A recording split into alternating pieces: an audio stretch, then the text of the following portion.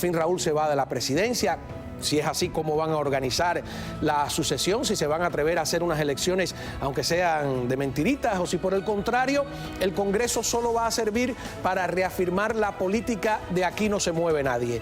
Lo prudente, repito, habría sido esperar, pero no. Obama está impaciente, a no ser que sepa por adelantado cuáles serán los acuerdos de ese Congreso unipartidista. Y la pregunta que se cae de la mata es, ¿hace bien Obama en visitar Cuba en estos momentos o está poniéndole la tapa al pomo del error? Lo vamos a discutir ahora mismo aquí en El Espejo. Bueno, muy bien, tenemos el invitado adecuado, vive en Washington, acaba de llegar de allá, Frank Calzón, presidente del Centro por una Cuba Libre. Bienvenido, Frank. Gracias. Soy el director ejecutivo. El director ejecutivo. Los cubanos somos siempre presidentes, ¿no? Sí, de algo, de alguna manera, ¿no? Director ejecutivo, discúlpame. Y tenemos a Nicolás Gutiérrez, que aquí dice presidente, director o presidente de la Asociación de Hacendados Cubanos, que es la persona que más sabe, hasta donde yo conozco, de reclamaciones de propiedades en Cuba, y como hemos estado en estos días, incluso hasta en el New York Times, con el caso de este heredero del aeropuerto de La Habana, del cual vamos a hablar dentro de unos minutos, qué es lo que ha pasado. Ha pasado una cosa muy curiosa esta noche. Pero la pregunta del momento, ¿no?, es sin duda, Frank, ¿es el momento para que el presidente Barack Obama visite La Habana? Yo creo que desde el punto de vista del presidente de la Casa Blanca, cualquier momento es bueno para darle más fuerza y para empoderar a los enemigos del pueblo norteamericano. ¿Tú crees que la intención del presidente Barack Obama es empoderar a los enemigos de los Estados Unidos? Yo no soy psicólogo ni psiquiatra, pero los resultados de su política ha sido hacer más fuerte a los ayatolas en Irán, al dictador en Siria. En realidad, la gente de Corea del Norte no le tiene mucho temor al señor Obama.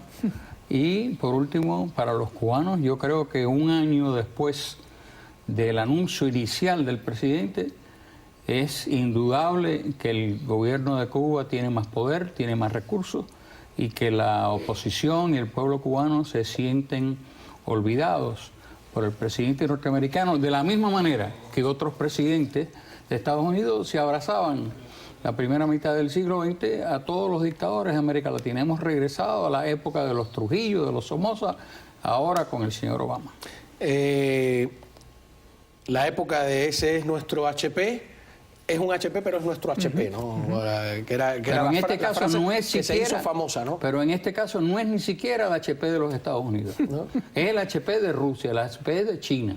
Es el gobierno que tiene cientos de millones de dólares robados al fisco norteamericano en el Banco Nacional de Cuba. Y el presidente aparentemente no le interesan esas cosas. Ahora, yo a esa política le puse un nombre aquí, que es la de engordar al enemigo. Alguien le ha llamado la política de abrazar al enemigo para desarmarlo de alguna manera. Y el argumento que yo oigo a favor de Obama todo el tiempo es que quien empezó esa política fue un presidente republicano llamado Richard Nixon con China. Sí, pero primero que nada, el presidente norteamericano, en el caso de China, tenía otras consideraciones. ¿Cuáles? Estaba la Guerra Fría, estaba el problema con la Unión Soviética, había que separar a aquellos dos grandes aliados. El señor Obama no tiene otra justificación que su ideología, de la forma en que él ve el mundo.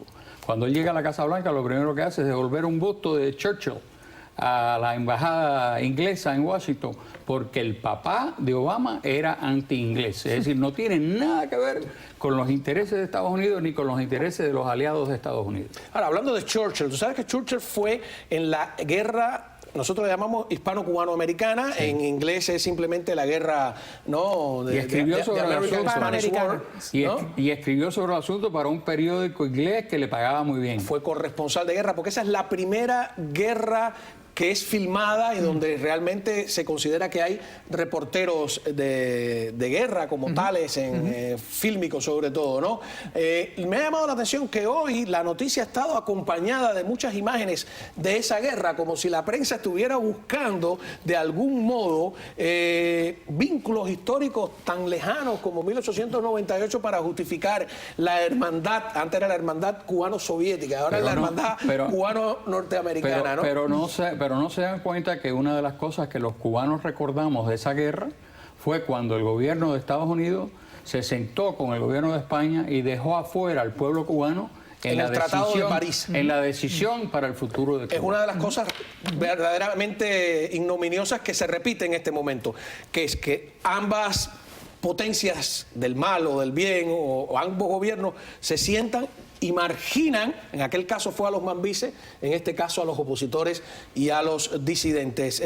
Nicolás, quiero ponerte una fotografía que también ha salido a relucir hoy y que es muy curiosa, del último presidente norteamericano que visitó Cuba. Fue en 1928, durante la conferencia panamericana que se celebró en La Habana, estuvieron todos los... y ahí tenemos a Gerardo Machado, a la derecha, ¿no? Y tenemos al presidente norteamericano a la izquierda, en ese momento, que es Calvin Coolidge. Exactamente, Coolidge. Señor Coolidge. Era republicano. Sí, sí. Muy famoso porque decían que no hablaba mucho. ¿No? Silent Cow, sí. el Calvin silencioso. Le preguntaban cualquier cosa y él ignoraba las preguntas. Vamos a poner la foto de nuevo. Está su esposa Grace a la izquierda, ¿no? Esta es otra, mira, Grace. Y está Machado, que claro, con Elvira, su famosa, era muy hermosa Elvira, era famosa por eso. Y ahí está una imagen, han sacado un video, no, es película, una película de apenas 6 minutos, donde se les ve bajando, a ver si tú reconoces. Bueno, esta es otra foto. 6 segundos, que 6 minutos, 6 segundos apenas dura.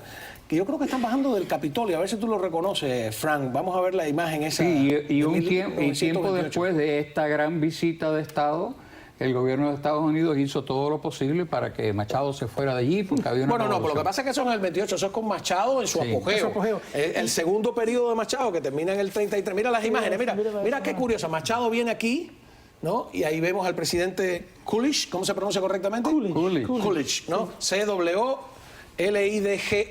Ajá. Ahora, y Juan Manuel, si te descuidas, puede haber ahí aparecido mi tío abuelo, Viriato Gutiérrez Valladón, que era secretario de la presidencia del presidente Machado. De Machado, que era liberal. Yo diría del dictador Machado. Bueno, todavía no era dictador. Correcto. Era de una popularidad. Y fíjate, hay que analizar alguna vez por qué Machado se convirtió en lo que se convirtió. Terminó postulado con todos los partidos. por todos los partidos. Correcto. ¿No?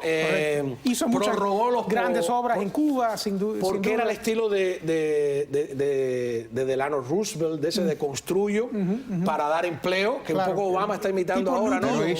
Pero la carretera central, el petróleo. Pero el señor Machado hizo lo que no han hecho los hermanos Castro. ¿Qué hizo? Porque el señor Machado, uno hizo la carretera central. Sí. No hay nada. Le robaron, creo que un pie por cada lado. Pero no hay nada parecido a eso por el gobierno castrista. Hizo el Capitolio, hizo toda una serie. Y después, cuando llegó el momento que los cubanos jóvenes dijeron ya no queremos a más Machado, pues se tuvo que ir, como se tendrán que ir los hermanos Castro. Los Castro no solamente no han hecho nada, se han robado todo. O sea, de los cubanos, de los americanos, de los españoles, de todo el mundo.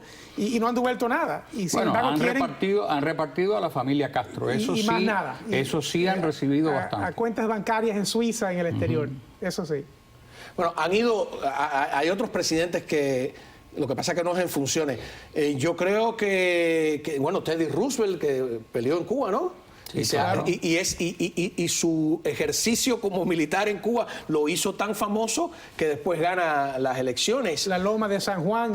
Exactamente, la gran... Rough Riders. Una gran operación de relaciones públicas. Sí, cualquiera que ha mirado la parte militar se da cuenta que no fue una cosa tan grande. Han publicado hoy también, yo no sé si tenemos, los españoles ahí. Han publicado unas imágenes de esa guerra que me asombra, ¿no? Porque se ve a cubanos peleando de la parte española y los americanos entrando, ¿no? A lo mejor mañana o pasado voy a hacer una recopilación de todas esas imágenes. Pero bueno, ese es el vínculo histórico. La verdad es que cuando Estados Unidos ha intervenido en la historia de Cuba, ha sido para grandes cambios. Ocurrió en 1898, ocurrió en 1906, cuando de 1906 a 1909, cuando se forma la primera guerra entre liberales y conservadores tras las elecciones que Estrada Palma se quería reelegir. Y cuando el Congreso cubano se reunió para elegir un nuevo presidente, porque Estrada Palma se iba y Estrada Palma le ordenó a la gente de su partido que no fueran al Congreso, y Cuba se quedó sin gobierno y los americanos tuvieron que desembarcar. Bueno, cuando regresemos, la historia que salió en el New York Times, en el Herald, sobre este heredero del aeropuerto de La Habana, que había prometido estar hoy aquí con nosotros, y mi explicación de por qué está ausente, de por qué no vino, ¿no? Y cómo Cuba mueve sus fichas.